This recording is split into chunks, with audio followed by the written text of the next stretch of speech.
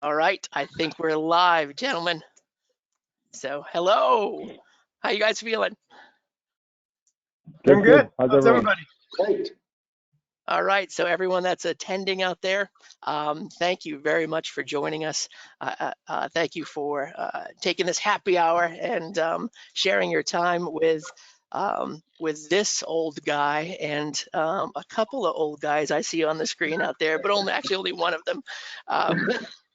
We are going to have a hopefully a wonderful sharing event today where you can ask questions. If you're familiar with the portal that we always use of GoToWebinar, you've got questions that you can type in, and I'm going to be asking either the technical representatives, the salesmen for the region, or our creative talent. And so let me go ahead and introduce everyone real quick. My sales specialist is John Gordon. John Gordon, would you like to introduce yourself? Hi, my name is John Gordon. I'm the Southeast Territory Sales Manager for Fuji, and I'll turn it over to Louis there. Hi, everybody. My name is Louis Navarro. I'm the Senior Product Specialist here in the West. My coverage is usually from Colorado to the west, all the way to Hawaii and Alaska, all the way to Southern California. So it's based out here at Cypress, California. All right. And then we're very fortunate to have Dinesh. Dinesh, would you like to introduce yourself real quickly? Yeah, sure. So my name is Dinesh Boaz. I've been working with the Fuji GFX system for the past four and a half years now, and really just coming up through the medium format, the beautiful medium format cameras that Fujifilm has been making. I'm a gallery artist. I'm an aerial photographer, so I specialize in work from helicopters. You might have seen my work on Instagram under Beats by Dinesh. And I'm really excited to be here and talk more about the GFX 100S. Thank you for being with us, Dinesh. We're very happy to have you here. So I'm going to, I think everyone can see my screen right now, right? We can see the GFX 100 screen. Great. So let me introduce who I am. My name is Dave Gallagher, and I was crazy enough to get into the sales industry of photography marketing about 30 years ago. In 2004, I opened up my own company, Capture Integration, and we've been in Atlanta for now 16, 17 years now. And so we're a small family-owned business, but we have an incredibly strong reputation in the industry because we do one thing and we do it better than anybody else. We won multiple awards, and we also have, in case you've ever interested in some metadata automated capture software, we do a ShotFlow studio production management software that we're about to break off as a separate company in 2021. It was a software startup that is going really well. I'm really thrilled, and it's probably be a wonderful future for us. So if you're interested in metadata capture, that's what we automate from the cloud. And so what do we do well? We do one thing well, and that's medium format. We specialize in medium format. We decided a long time ago that I wanted to handle the highest quality equipment, period, on the marketplace. Nothing else, just the highest quality, no excuses, and always show my customers the best gear on the market, and that's always been either large format and medium format. So we've been the medium format specialist in the country and internationally for quite some time now. And so what does that mean? Well, our company is not a race to the bottom. Our company is about quality and service and support. We're not like other companies that we've seen so many out there that just want to sell you a box. So we're a little bit different. We welcome you to try us and see if you feel like we're different. But we're not here to see us and talked about us. So that's enough about Capture Integration and hopefully just supporting it. And most of you already know us already. I would like to introduce the rest of the team, or can continue with the rest of the team. Did we decide that we're going to talk technical first and talk about the incredible announcement last week of the new body? Sure, yeah. So the announcement of the new GFX 100S, it's one of our new lineup cameras that we just added to the new medium format. The GFX 100S, what makes it so different, is much lighter, more compact, but all the great features as the GFX 100 that we introduced a year and a half ago. So the ability to have something almost the same size as your typical, almost DSLR, very compact in your hands, that'd be incredible for easy for travel, studio. When I say travel, that's that was always a task when you were traveling with medium format, because usually it's very large, very slow, but the performance in this camera is really, really good. And it's like having just a standard mirrorless camera. So we're excited because we have a new built-in IBIS, built-in new shutter mechanism. It's weather resistant, it's about 60 points of weather resistant. And the best part is the price, $5,999.95. It's unheard of for a ability, a caliber of this camera. But the performance, it's up there, 5 frames per second. So it is incredible, incredible camera. And we're really pleased to announce and then to have this pretty soon. The embargo dates, I believe it's March 11th. So it's just pretty soon around the corner. People ability to pre-order this camera easily with capture integration. I'm sure they'll be more than happy to take your order. But thank you. Exactly. Even though you're on the West Coast, capture integration, thank you. So we had it in our hands for about 3 hours, right? We didn't have it here long. And I got to tell you, we struggled. We struggled to find differences in quality, whether it's with the IBIS, whether it's with any of the specifications at all from our 100 series. And so we were banging it around. We were trying all the different features, and it was very difficult. Can you tell me, besides real quickly, but the differences between them, right? We don't have an EVF that comes off. That's one. Yeah, so no electronic viewfinder to remove. By doing that, it's much compact. It's more of a low profile EV. So it really makes it a low profile to be very compact. Also, it doesn't have a built-in grip. So if you need a built-in grip, that's the GFX 100. But without having a built-in grip, it does make it more slender, more compact size. The one thing we are going to have available. Doesn't have this hump. Correct. Right? It does not have that hump. That was really wonderful to see this hump go away. Was a great part to see it's 100 with the IBIS and doesn't have the hump of the 50. It's actually about close to 500 grams lighter than the GFX 100, about 30% lighter, or actually smaller. So it was wonderful having it here. The reason you went with the lower, or not the lower quality, but the smaller battery, was that something you had to add in? Would add in the IBIS of the unit? You had to go with the what is it? The XT battery? The other X battery? The new battery, the 235, is one of our newer batteries that we just started with XT4. It does allow us to go up to 460 images per charge. So it does give us quite a bit of ability to really make that processor, this is the 4th generation Pro processor, and it makes it really perform well. And so at the size, it allows us to put the battery in the grip.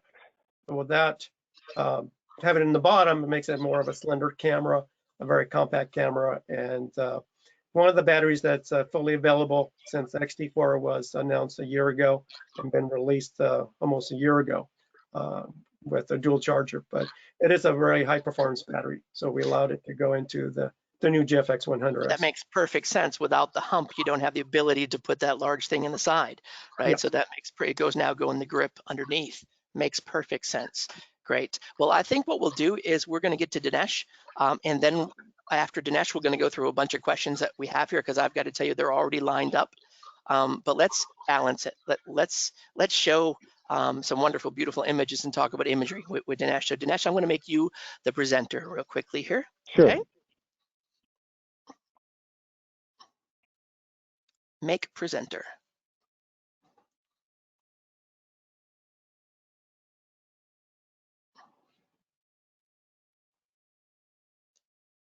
Okay. Great. So you should be able to see my screen. Yes, we see your screen, Dinesh. We do. Okay, great. So yeah, so I wanted to kind of go through some of the work that I've shot with the GFX 100S. And starting with kind of just talking about my process. So as I mentioned earlier, so everything that I do is typically up from the air in an R-44 helicopter. So you take the door off from the helicopter. I typically get about an hour with the pilot to kind of explore an area. For this specific project, I had access to the camera for probably a day before, and then on the day of, I had access to work with the camera for the shoot, which was about a little over an hour over Los Angeles. And as you can see, so the helicopter is typically this helicopter here, so it's very cramped spaces. You don't have a lot of moving room to work with in the cockpit. So I like to keep things pretty simple when I'm up there working. And I was lucky enough to work with two GFX 100S bodies. I had the 32 by 64 millimeter lens, and I also had a 100 by 200 millimeter zoom lens as well. So I worked between those two bodies with those two lenses in this specific shoot. Just a little bit more about me. So I mentioned I'm also doing gallery work, so I'm showing my work across galleries. And most recently, I shot an image that was featured in Times Square and in billboards across the country, which was a theme of Out of Love. So, I've been kind of developing my career and my work with the Fujifilm system. So it's really exciting to see where things are heading with this camera. I think, before I even get into images, I think one thing that the team here is talking about in terms of portability and size. I think what I really love about that is the seamless transition from the 100. So I've been shooting with the 100 since it came out, and I've traveled all over with that camera, and that camera is an amazing camera. But I think, as everyone knows, the challenge is like some of those ergonomics. It's a bigger camera to travel with. And I really liked the fact that it was, for me, an instant transition. I got enough time with the camera to really see that there was no difference in terms of quality, in terms of speed, in terms of ease of use. I transitioned immediately. I started shooting as soon as I had the body in my hand. So I think in terms of that transition for any of the GFX 100 users, as a personal fan of the GFX 100, I think this is very exciting because it's something that I can be very mobile with. And maybe, at some point have a second body that I can travel with. So I think that's very appealing. I had no issues in terms of battery power, battery usage, and feeling like I needed an extra battery. I spent time that day preparing for the shoot with the camera and then getting in the helicopter and flying, and really having no issues about changing out a battery. I think the ergonomics were something that in that cramped quarter that I showed you, there were no issues about its size or the way the workflow was. It was seamless for me. So in terms of just the images that I shot, so as I mentioned, you typically have about an hour in a helicopter shoot. And so you have to really be efficient with the way you work and what you're looking for. So we covered kind of a few different points in Los Angeles. And what I wanted to do is put the camera to its paces in terms of just working with that IBIS system. You are experiencing a lot of sort of wind and things that are happening when you're up in the air. So, unlike obviously landscape tripod photography, there are more elements that are happening. And that never was an issue for me working with the 100S.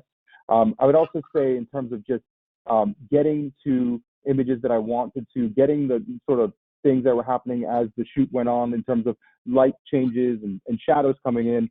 So much detail in the shots that, as you can see, and I'll show you some more sort of zoomed in, but just so much information coming right out of the camera and into the file that, a lot of these images that you're seeing here, very little time in post.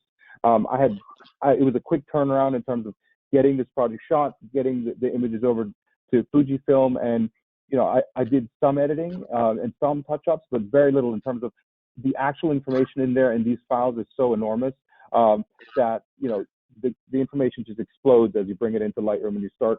My workflow is typically pulling the images into Lightroom, and then any sort of final touches and tweaks, putting it into print, I will do in Photoshop. I had very little of those tweaks that I needed to do. A lot of the work that I was doing was coming out of the body and straight into Lightroom. And as you can see, there several different conditions, but just such a crisp quality lens. Typically, we're flying in a shoot like this anywhere from 500 to 1,500 feet, depending on the location. So Los Angeles, as you get over downtown, there's a little bit more restrictions, but just a very easy, straightforward way of working with the new camera. I had no real issues, and I was so excited about just sort of seeing that level of detail I was getting. And again, you can see some of the stuff that we got along the coastline, captured surfers hanging out by Venice Beach.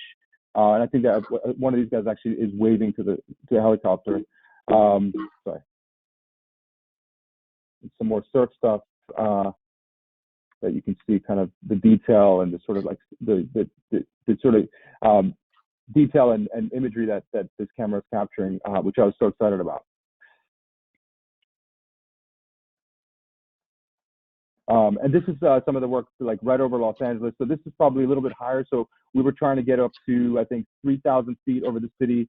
And you can see that, you know, even with any kind of wind conditions or anything like that, the IBIS system worked really well to get me this super sharp, super crisp imagery over Los Angeles. This was an interesting area where there was like a Porsche racetrack. So we were flying over that. I had probably seconds to get this shot, and I still managed to pull that off with the zoom lens, and just kind of, you know, trying to get some of those patterns of the cars lining up, and you can see the rich detail. Even with that like split-second timing that I had to get that, I still captured some of the detail and colors down below. This one on the right, I really like the detail, especially going into the sort of background and into the hills. And this was a little bit of post-production work that I did, but you know, you can see the sort of rich detail that's in the sort of depth of field. Lots of layers of information here, and just such a rich field of the color. I was shooting with the nostalgic negative film simulation, which was the new film simulation on most of these images, I should mention.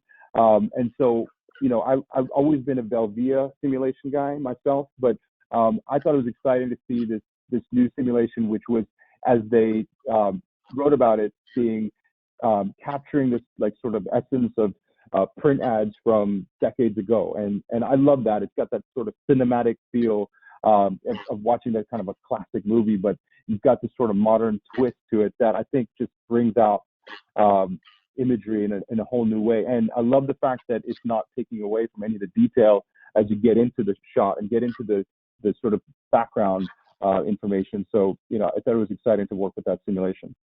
Dinesh, can I ask you a question? Sure.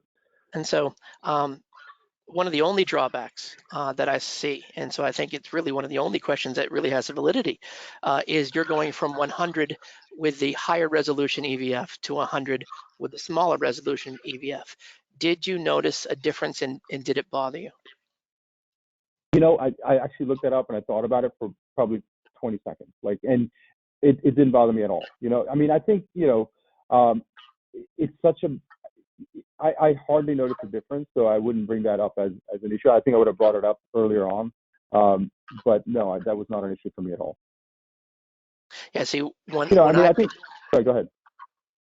When I pick up a Fuji, I often pick up the 50 because of size and weight, and so when I went to the 100, it didn't seem different at all because it wasn't, right? It was the same, you know, same resolution, the same EVF. It was the same feel of 50. And so I didn't notice a difference because there wasn't one. The question, if someone's always using the one, because to me, if I look at any reason to stay with the 100 that they possibly have, is that if I really love an EVF that tilts, or if I really love the high resolution EVF, and those two are real differences between the two. But all the rest are so minor. Yeah, I mean, I think obviously in certain situations, maybe in a specific studio situation, it would make a difference. But for me, the type of work that I do, and even for, I think, landscape work, if I wasn't in a helicopter and shooting work, I don't think I'd be focusing on that. I mean, I think for me as a photographer, it's the imagery, it's the quality of the imagery.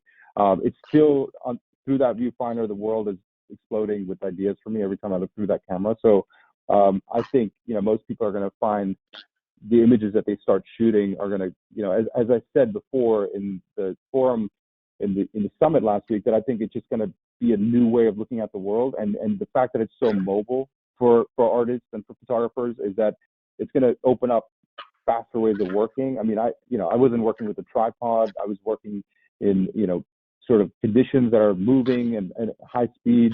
And you would never do that with a medium format, maybe even 10 years ago. You know, you need a stabilizer to do a shoot like that. You need multiple stabilizers for multiple cameras that I was working with. So my rig would have been much bigger if this was 10 years ago. So I think it's exciting to be at this point where we can be so mobile with such a powerful camera. That's a great point. With, you know, and working with the Fujifilm system of color, there's so much information, like I mentioned, like in the files, in the dynamic range, and just sort of like, you know, I think anyone that gets this camera, wants to get into the post of it, is just going to explode with another set of ideas of what they can do with their work, because, you know, you're pulling out things that you didn't see maybe when you shoot, but the details are there in the file.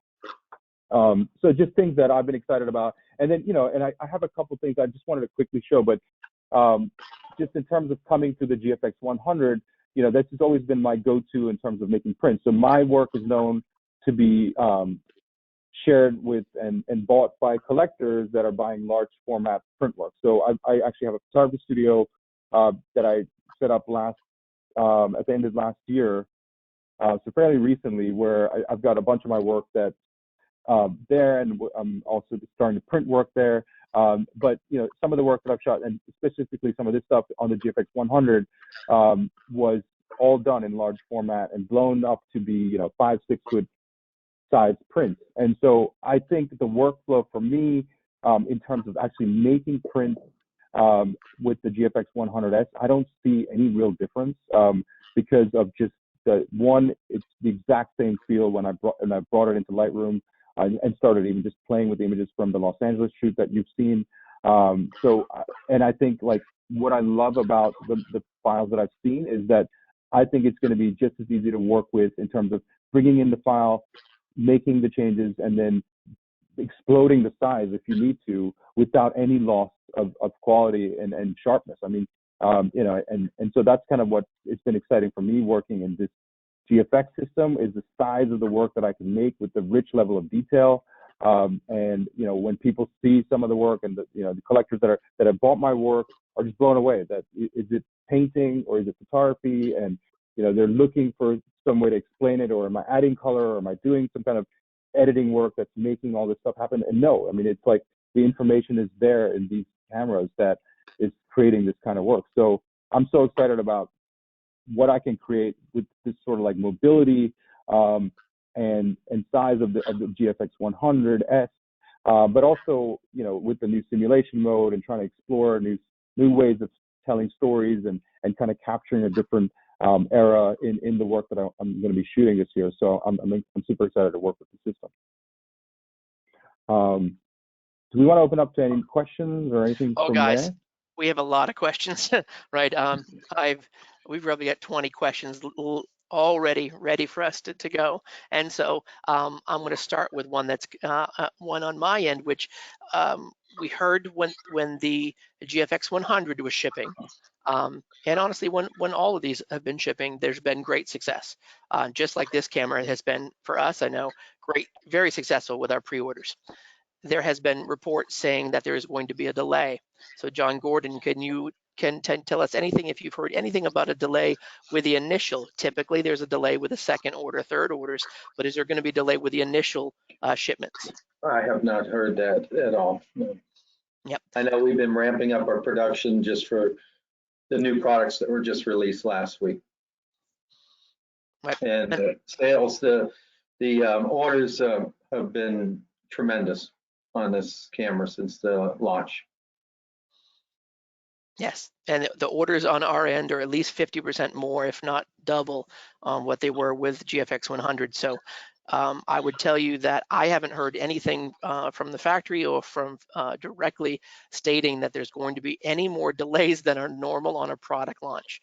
With any of these product launches, again, that there's going to be a first shipment that's going to be a sizable first shipment, but that second shipment, third shipment, the catch up later on after that is going to take a time. So I would highly recommend, if you don't have the order in now, get the order in for a pre-order now if you can.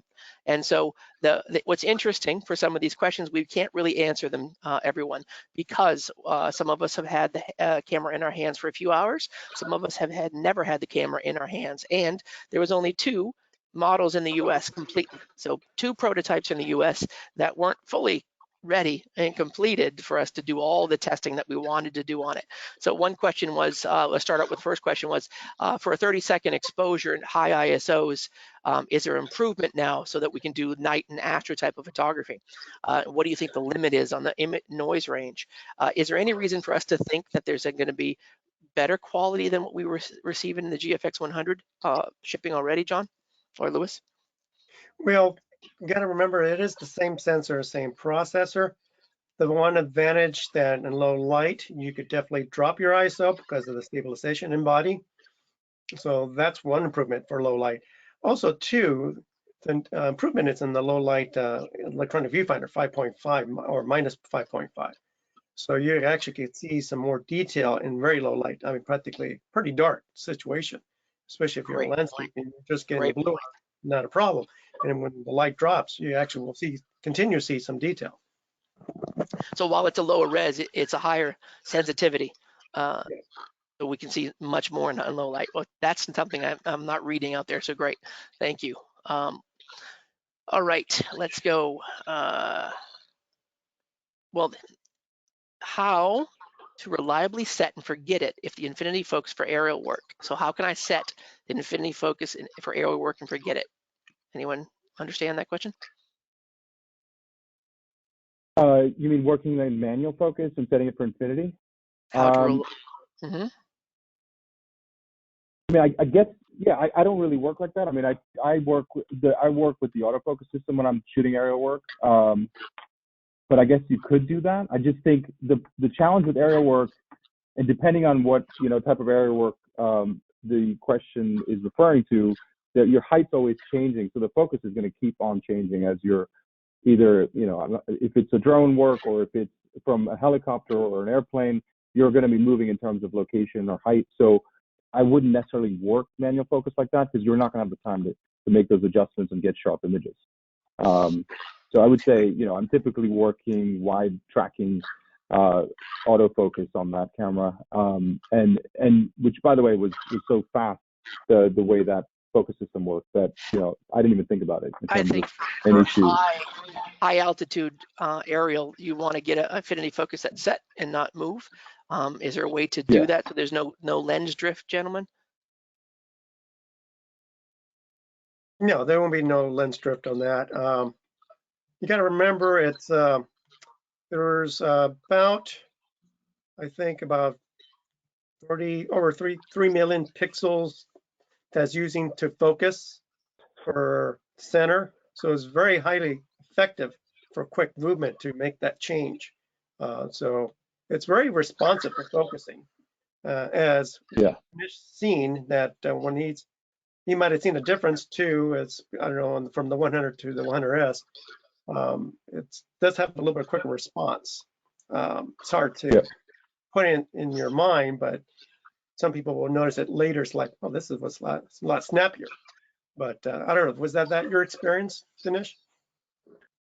Yeah, I think there was a subtle difference in terms of snappiness because I was also shooting in low burst mode at some points of the shoot just to, get more imagery in certain locations. So I would say that autofocus system probably felt just a touch snappier when I was doing that. And I think the main difference might be just the sort of ease of use in terms of working through burst mode and getting to the next shot, like getting the camera just ready to take that next shot. There was hardly any delay, especially when I'm capturing a lot of work. So yeah, I don't as far as that being an issue or anything like that, absolutely not. So you've been working with the GFX 100 and you're familiar with the focusing lever or the joystick. On the new 100S, it does have a new AF lever. Well, how you compare it? You like the new one in comparison to the 100? I'm trying to think back to when the brief amount of time I had the camera. I would say, to be honest with you, like I didn't think about it. I worked through the workflow of it, and it was not something that I gave a lot of attention to as being something that stood out for me. So, to complete transparency, it wasn't something that stood out for me as being something I should think about. On my end, I have to tell you, it felt a better tactile feeling, but minor, right? It was there, and you could feel it, and you could say, oh yeah, this is different. And feel how it works. But it wasn't substantial. Also, you got to remember that your LCD, it is a touchscreen, so you can use the touchscreen to focus your areas too. Right. So you have choices. Does the camera have a level built in? Yes, it does. It's identical leveler as the 100. So it does have your horizon and pitch. Okay, so when we checked the milliamp of the batteries, they seem to be very similar milliamp. I think it was only 50 milliamps or so difference of capacity versus the 100 presently. And so the question is, how long do those batteries last? Can we assume those batteries will last the same as the older ones? It's actually, I would believe it's increased. They managed to get a better battery management.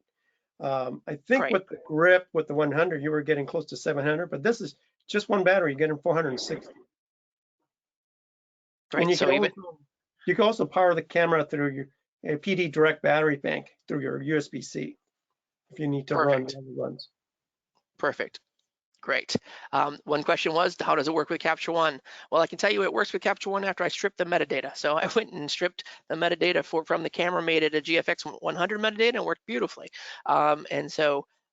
I didn't have the exact profiles, but they were close. I could remember though it was just it was a beginning camera. All right, it's not the shipping camera. I will tell you, speaking to Capture One, they already have it ready to go, and so Capture One will be updated before March 11th. They've already said they will ship out the newer. I don't know if I'm supposed to say that. The newer version will be ready before, and all be ready when it ships, so that it's going to go in. So I can tell you, I've already done my due diligence there. I'm not sure if I was supposed to say it or not, but trust me, it's going to work fine. All right. Question is, the 100S enhances stabilization with IS lenses, which it is not done with the 100. If so, is there an approximate f-stop increase because it uses the IS in the lenses? So that's how, just the in-body stabilization, you're getting 6 stops from your 5.5. With the combination now from talking to the lens and the in-body, now allows you to have a good combination of pitch, Y, and axis, or barrel roll. So you actually will have a better stabilization when you have any of the lenses. Of course, zoom lenses has IBIS in the optical stabilizations in the lens. With that combination, you will definitely have a good stable image or balance. Okay, great. When is it ready for purchase? It's ready for purchase now. We can take deposits now. And so a little plug on my end, we're taking 20% deposits to get into the queue. And for capture integration, we only charge tax in 4 out of the 50 states. We only make Nexus in 4. So there's no tax for us for 46 of the 50 states. Just little thing there. Just know why you should contact us. Great. Let's see.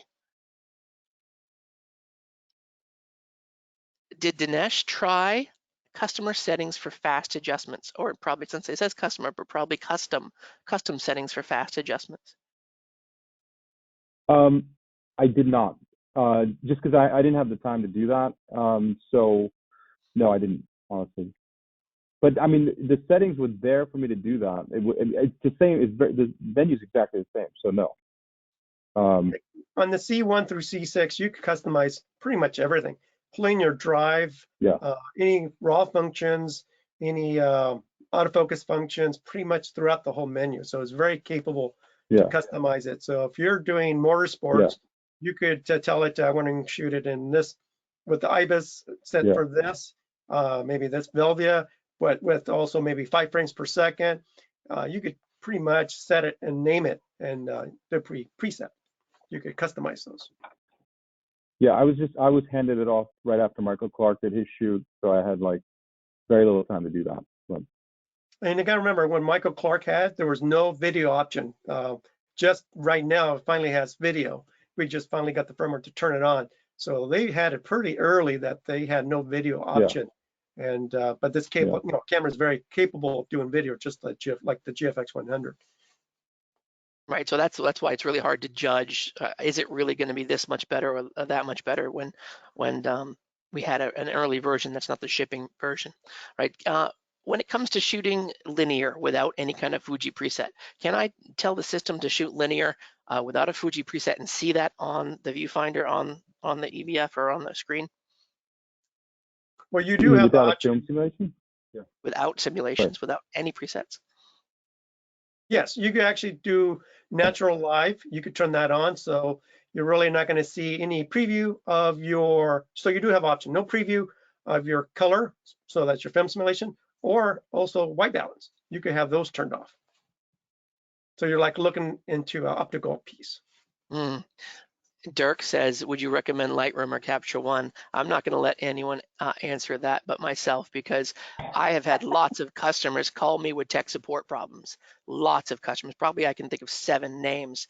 And the tech support problem was that you were developing in Lightroom, right? They were getting problems with banding, they were problems with noise. They were seeing anomalies that just didn't make sense because they send me the raw file, I'd pull it up, I tried to tech support it with them, and I was like, guys, I don't see it. I don't see the problem that you're talking about.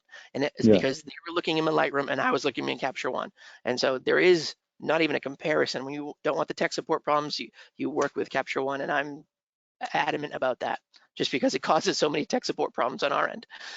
So, all right, it's been rumored that the availability of GFX is demand so high. We already talked about that one. So I'm not sure if anyone's seen this because it's really difficult. Have you seen any differences visible difference between 16 and 14-bit RAWs? We did not have access to raw files because of the prototype. So I would say no. I mean, I didn't see the difference yet. Okay, I can answer this. Because the prototype camera, yeah, sorry. I can answer this because I did. I stripped the XF data, put them both in the system, and made them in Capture One. We did see a difference, and let me tell you how we saw the difference. We put them both in, and we exposed at 6400 ISO, and we pushed them 7 stops. And after pushing them literally 7 stops, we were like, I think I see a difference. Do you see a difference, Steve? Steve's like, yeah, look in here, look at the noise here. So yes, it took us a 7-stop push to visibly try to see the difference. And I would tell you, maybe 1/3 of a stop more noise, maybe, after pushing it 7 stops. But my answer to that is, if you need to push your files 7 stops in order to see a difference between 14 and 16-bit, then there's some issues. There's bigger issues than the 14 and 16-bit, right? Not than that. So did we see a difference? Yes. I will definitively tell you we did see a difference. You could see it, but it took a lot of work to get there. And so will you ever see it anywhere else? I can't imagine. But it captures in 14 and it captures in 16, correct? Yes, it will capture both. The only difference is if you want to do the 5 frames per second continuous, that will default to 14. But on 16-bit, it will be on single shot. So you do have that choice when you're capturing. You have also options to do lossless compression too for RAW. So you have quite a few choices to do for your setup of your RAW images.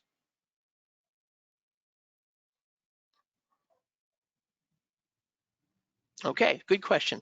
Dinesh, you use 2 zooms in your aerial work over LA. How would you rate the zooms you use compared to prime GF lenses you may have used? Good question. That's a good question. So I'm a big fan in terms of, obviously want to work with prime lenses in any shoot. It's always going to be better than, I think personally, prime is always going to win.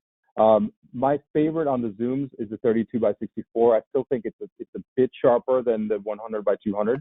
But there's obviously a need for that level of zoom when I'm up in the air, so I will take the 100. It's just, I would say, it's a tough question to answer. I mean, my favorite prime on the Fuji GFX series is probably the 250, but it's very hard to work with that in the air. Like that, I'm not going to take that up in the air. I've tried, and I took it up over LA, but there wasn't a shot I could get that made sense. So I would say, if I could, in a perfect world, had hours and hours to fly around in a helicopter and just create the perfect art, I would take the prime lenses all day. But I think the sharpest for me still is the 32 by 64 on the zoom lenses. So that's the default. And so much of my work that I made, especially the larger images that you saw in print, were made on that lens. And then, I've obviously done a lot of work as well on the 100 by 200, but I still defer that lens in my kit always, and then going down to the primes when I can, So hopefully that answers the question. It does, perfect. When we had our customers go from the GFX 50 to the GFX 100, it almost seemed like a brand new camera system in so many different ways, not just the design, but the menu system and everything being so different. Someone just asked if they wanted to start reading and learning about the new GFX 100S, would they look at the GFX 100 manual or they would look at a GFX 50S manual? The menu will be identical to the 100S or 100 because it has the same features.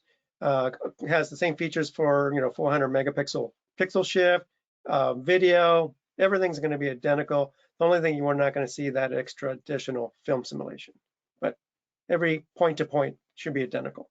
So if you want the reference one-to-one, the 100 should be identical. So how many film simulations are not in the 100S? So 100S has the extra one, has 19. Okay, you said you're not going to see it, so you're not going to see it. The older one, great. That's what I thought. That's what I thought. I might have had something wrong. Yes, unless they do a firmware update, that's always possible in the future to add it. So that's a lot of times we get those requests, but at the moment it will be the 100S that will have the new film simulation. Okay, so I'm going to answer a question, and I don't mind answering this question here. How does it compare to the Hasselblad files you've been working with, right? I have to tell you, when it comes to the Hasselblad camera system, the 907X you can't compare because the 907X is really a classic 500 series CFE2 attached to a smaller body. The X1D, beautiful design, beautiful compact design. But if I can't use them in Capture One, I'm not going to be using them. And if you're forcing me to go to Lightroom, that's a lower quality algorithm. And if you're forcing me to go to Focus, I'm going kicking and screaming, get going there. So while there might be some advantages, to me, a huge disadvantage of a system is if I can't capture and process in Capture One, then it's a huge disadvantage because I already know the quality of the output in Capture One. And so that's my answer to that question. Can you focus stack this camera like you can with the XF body? Good question. Focus stack like right. So yes, you could do a focus stack just like the 100. They're identical to that. Right. So you can pick a far point, near point, and have the camera automate focus yes. and capture. You do have the auto and the manual options. Okay. All right. Besides being water resistant, is there an IP rating for this camera? I physically have not seen no IP rating. As far as I know, it has 60 places that it's been weather sealed, so it's pretty well built. It's over 1 millimeter of thickness of magnesium alloy, so it's built like a tank. So it's a very solid camera. Great. So they've asked me a bunch more taxes. Capture Integration only has to charge tax in the states that we have Nexus. And so we have representation in Florida and Georgia. We have offices in both of those states. And because our sales are very high in Colorado and Arkansas, we have to charge tax in Colorado and Arkansas. New York, California, all have large Nexus states. So we don't meet the totals required to have Nexus in those states. Therefore, we don't have to charge tax in any other states besides the 4 that I told you about. It's possible, looking at my books, we might have to go Massachusetts this year, but I haven't finished those totals yet, so we'll see. So that's the tax question. Let's see, 2 other main questions. Is it possible to shoot a 50 megapixel mode in half the file size? Well, we do have compressed lossless, and that's putting it to half. So usually a raw file is 210 megs. If you do lossless compression on raw, it will put it down to half. So it's about 107 megs. So your raw files are huge. Yes. Are huge. There's no compression at all. Has there been any talk about putting some compression in them in the future? I've brought it up because we have a lot of, I say, architectural or landscape photographers, not landscape, architectural photographers who are looking for compression because of another camera. But this is, I never got any answer. It's just the way the camera was designed with that sensor to capture most you can. That physically they're the largest RAWs on the marketplace, not the resolution, but the physical size of the files are the largest RAWs. And so it would be wonderful if they could work on that. Yes, I'll definitely bring that up again to them. All right, tilt shift options with this camera? So we don't have any lenses for tilt shift, but we have had people use adapters. Like I was saying, there were some architecture photographers who came from Canon, and they're using the newer TS mount lenses with photodiox adapter. And because photodiox does have an autofocus adapter, they could do a pretty good coverage, almost edge to edge sensor. So that's what I've been seeing. But because we've been seeing more and more other companies using, photographers using third-party tilt shifts lenses that we haven't produced at the moment, but I know we've been getting some requests, but at the moment we have nothing in our roadmap for a tilt shift. Okay, guys, and I will tell you, because I can say it, the Canons fall apart at 100 megapixel. Fall apart at 100 megapixels. So if you've done the testing, I was shocked because I've loved the quality of the TS 17 and 24 version 2, right? They were huge improvements over the version 1. But when you get above 50 megapixel, when you get to the size of a 33 by 44 and 100 megapixel resolution, they drop out, right? The chromatic aberration, the sharpness fall off from center to edge. Again, I was shocked. If you want to see some RAWs, I've got them. I'll send them to you. Tilt shift option was behind me on my shelf. This is the tilt shift option, right? You have the ability to swing and tilt right here. And so the body goes on the back, it goes on a mini view camera, and you have full tilt shift options. I've got a Hasselblad 500 series lens on there. You can put RZ lenses, Hasselblad lenses, any kind of large format lenses for tilt shift options, but this little baby is absolutely the solution. It's an Actis, a Cambo Actis, to give us tilt swing movements. We have replaced a lot of our corporate customers who used to shoot CNR P2s with large leaf backs on when they started, right? We've replaced all of those P2s and all those with this small little view camera. And does better quality they were getting any time before, especially because now we have a 50 or 100 megapixel Fuji sensor on the back. And so that's the tilt shift option. Yeah, if you use large format lenses, we'd like to see some Fuji optics. We made some pretty good large format lenses. Can we still buy some of those? Actually, no, they're still up there, especially for 4x5 and 8x10. But they're not in mass quantity, that's for sure. They never have, but we did have several photographers who've used our lenses, who were using Arca Swiss 4x5 and bringing the GFX 100. Really, they found a nice comparison to use to switch over because of the quality of the files. So it's doing the same kind of pixel shifting as the camera system. Now, there was a question of multi-shot. Does it do any kind of multi-shot? Yes. It has identical to 400 pixel. Exactly. So yes, it does, and very good results with it on our end. Very good. If I'm looking through, I think we've got to almost all of them. Hold on. How much is the Cambo Actis? $2,700 for the body. Will it work with my Hassi CF glass? Yes, it absolutely will. And the beauty of it is that those medium format lenses have an image circle that are large, right, covered for 2 1/4. So you get a lot of movement with that Hasselblad lens. And so the important part for putting on this camera is that I've got to be able to manually do the aperture, right? As long as I can do the manual part of the aperture, the Fuji itself has the rolling shutter that allows me to sync with strobe. And so I can sync with strobe with the rolling electronic shutter of the Fuji and work just like I was working with my Copal shutters before. I don't need to use the shutter in the lens. And so that's a beautiful part of it. And not all the competitors do that. So that's a very important part of it. Let's see. Can you explain what pixel shift is? Well, pixel shift is taking each pixel, multiplying that 4 times. So it's picking up information. And it does it pretty quick, but at the same time, you do have to have it stabilized on a tripod. There's no way you could really hand-hold it. So it's taking multiple per pixel, shifting to each pixel in that sensor. And by using that method, it's creating 16 raw files. What you have to do is download our software that will combine those raw files to create a DNG file. The DNG file is pretty close to about 1.5 GB, but it gives you all that information, and from that file, you can convert to a TIFF or whatever you like to use it for. Right.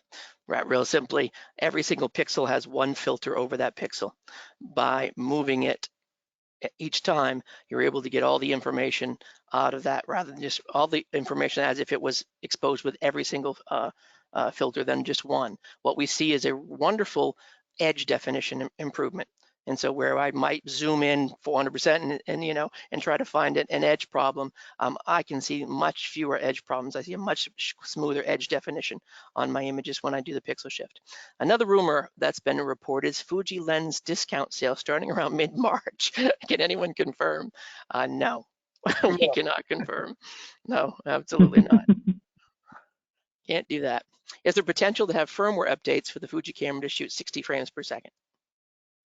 60 frames per second. Which camera? I assume the 100S.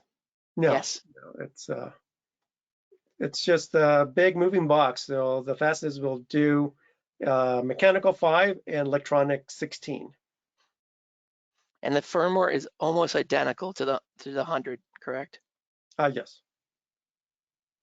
Okay. Okay.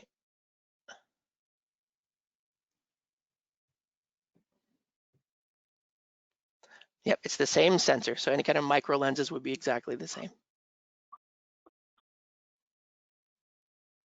Does the focus stack function tag the group of images together like it would with a phase one?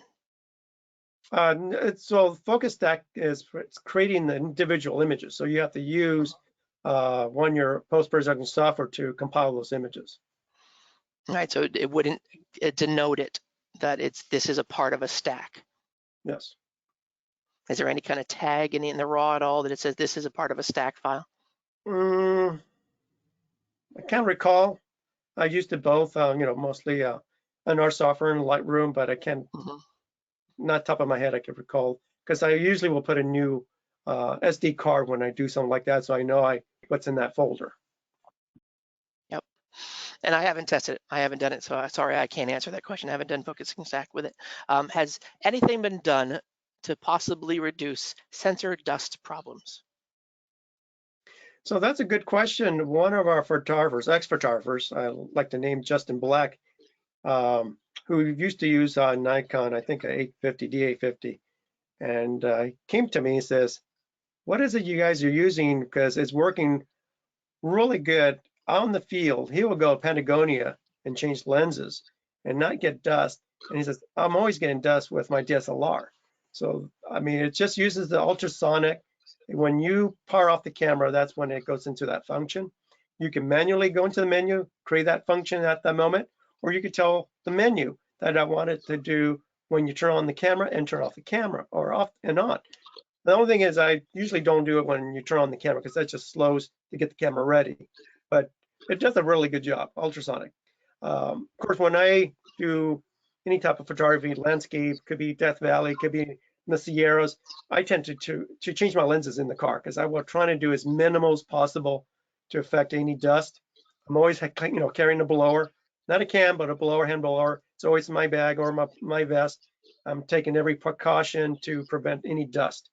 Even when I take off the caps from the body and the lens, I actually will close them up together, and sometimes I'll just hit it with air. Anything you do in preventive maintenance is a big plus, unless you're some people who like to do is remove dust in your post-production. But otherwise, it does a really good job, and we get a lot of praises for what it does. Okay, so here's a good question, tough one. A longtime user, I think your autofocus has knocked it out of the park. However, you don't make leaf shutter lenses. So has there ever been any talk about Fuji making a leaf shutter lenses for syncing? So no, the reason there's two things. We have made Hasselblad H system, so you can use those lenses, and we do sell the adapter. Second, you got to remember technology eventually will be a global shutter. So in the future, there won't be no mechanical shutter. With a global shutter, you can sync flash up to whatever, 30,000 of a second. So we know what the future is going to be taking us. And nice thing about having a focal plane, you could depth both focal plane and leaf shutter lenses and operate perfectly. If you make leaf shutter and you're going to a electronic shutter, you're still going to have a rolling shutter mechanism. So it's always nice to have both mechanical in the body and the focal plane in the lens to give you probably the good results. Because a lot of the flashes now, you go to hypersync and sync pretty high on today's flashes. Can you explain, since it is a mirrorless system, that what you're doing for mechanical shutter versus electronic shutter? So when you go to electronic shutter, it's actually each pixel, each sensor pixel will turn on and off, and it goes from left to right, zigzagging as an on and off switch to capture that electronic. So because it's zigzagging across, if you have anything moving, give you an example, I do photograph like Formula One cars, you'll get what we call a rolling shutter, a barrel distortion. So the wheel will be more oblong because you're moving so quick with your subject. And that's why mechanical, the box from the top and bottom will move so quick. That rolling shutter mechanism is usually, it's been around forever, days of film. And to really control that by going to a global shutter, every pixel, one by one, an instant, so it'll turn on and off instantly. So that will prevent from that problem, having that situation. Global shutter is coming, it's being used in the more in the broadcast industry, but eventually it will come down to the consumers. But that is pretty much going to be in the future.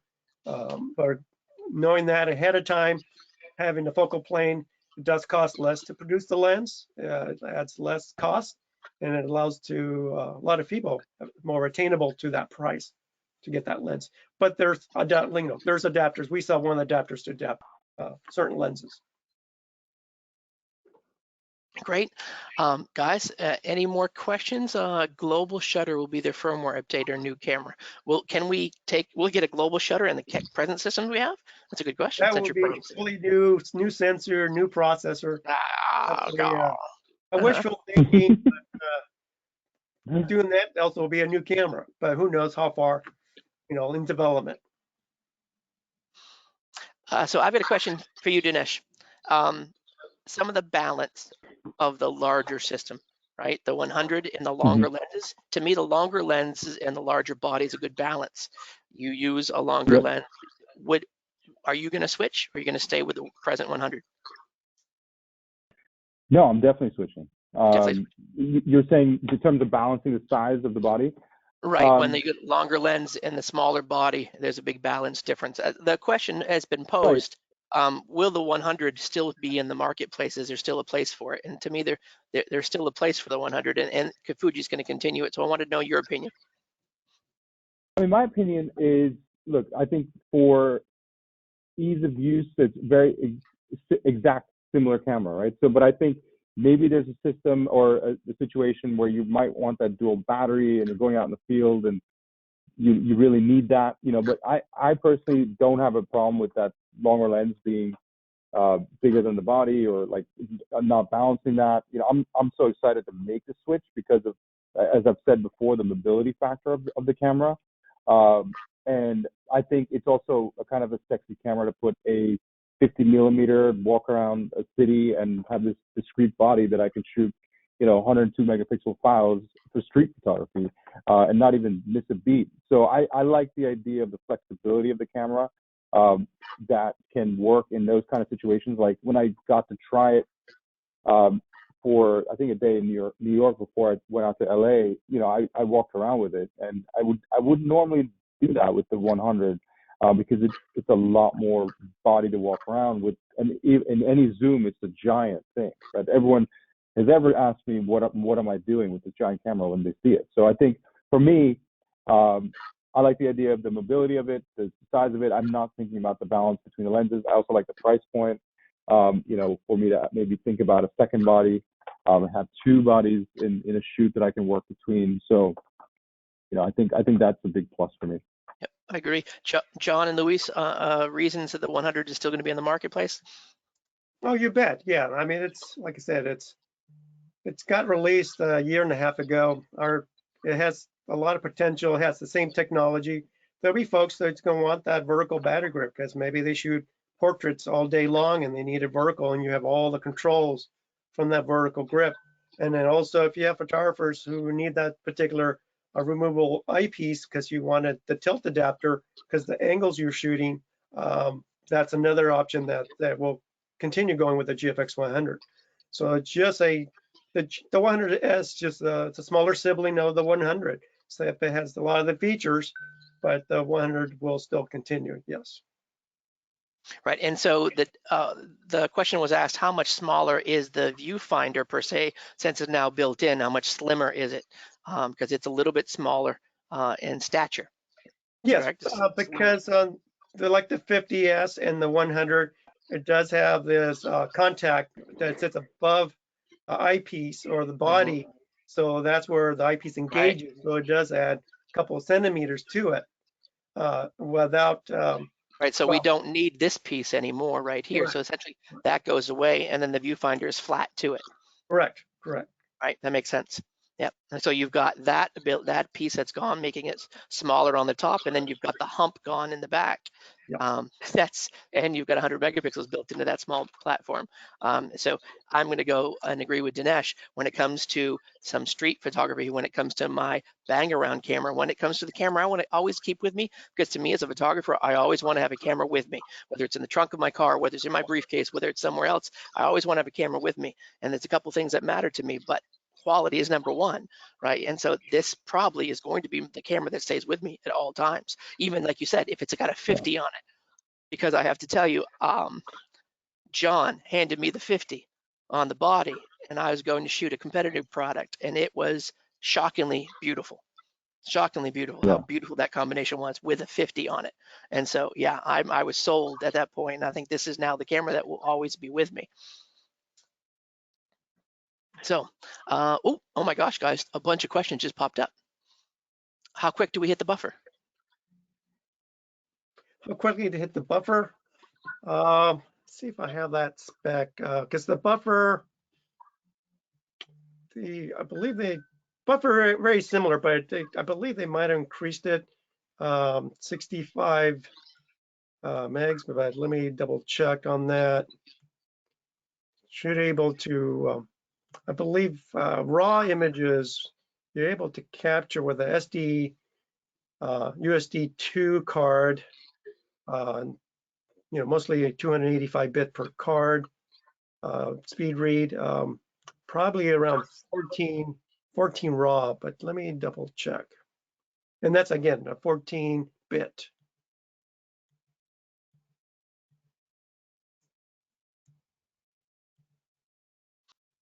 So, but for people that 14 raw, 14 asking about quality, we do quality tests here all the time. And so one thing that we will always do is I want to send you the raw file so you can make the decision, right? A raw file that you can push and pull and tweak. And so if you'd like to see files of a Fuji file versus something else, we've already done the testing. So if you want to see the files, I'll send you the raws, the link, so that you can bring them into Capture One and you can play with them. When it comes to the 100S, I could send you 100S files as well. Again, just know that they're not finished, and I shot them with a 1.7 lens. I wanted to see bokeh, right? For my testing, what's important to me is I shoot my Leica with my Noctilux, and I wanted to see the comparison. I wanted to see the fall off. I wanted to see my sharpness, where I hit the sharpness, where I have my focal plane sharp and focused. I wanted to see how focused and sharp that small sliver was in comparison in depth of field. And so depth of field of a 33 by 44 sensor versus a 24 by 36, or depth of field versus a 40 by 54. All of those comparisons matter to me. And if you want to really see the difference, we do the testing. So we'll send you some raws if you're interested in seeing that test, and just reach out to us. And so we have not done any buffered testing at all. But I think we're at our time, gentlemen. If I hear one more last thing is Otis, the Zeiss Otis lenses, do they work? And so yes, have you guys tested the Otis at all? I haven't. They cover 33 by 44. So that was the beautiful part. Yeah. They do cover 33 over 44, which is amazing. And so whenever you send a post out, there's always going to be people that will argue with you about your post that you don't have the proper information. So I did a post of the new 1.7 lens, and I said, the fastest medium format lens ever created, right? The 1.7, because we've had f2s before, we've had 1.9s before, but to me, a 1.7 medium format lens is the fastest lens ever. Well, we had people comparing, well, the Midicon lens is faster, and the Zeiss Otis is faster. Technically, those are DSLR lenses that will cover a 33 by 44 sensor. The tilt shift 17 of the Canon, the tilt shift 40s, all the tilt shift lenses, because they need a tilt shift, right? Not tilt swing, tilt shift. They will have a coverage of a medium format sensor. It doesn't make them a medium format lens, right? But what's up? The question was Otis. Yes, the Otis is a gorgeous pieces of glass, and they do cover it. And that's it, guys. We are done. Stick a fork in us. Those are all the questions we've hit. Dinesh, thank you for your time. Thank you for the ability to ask questions. Thank you for showing us your beautiful images. We very much appreciate you being here. Luis, thank you for coming from the other coast. Thank you for having me. Is it okay that you came to the East Coast for a little bit? You feel a little weird? I go across the country. Okay, all right. And John Gordon, thank you always for the support that you give our company in Capture Integration. And everyone that's still on, which we still have over 50 people still on for the hour. Thank everyone for coming. Thank you for supporting us, and thank you for spending an hour with us on your Thursday evening. Take care, everybody. Thanks, guys. Have a great evening. Yeah. Bye. Good night. Bye. Night.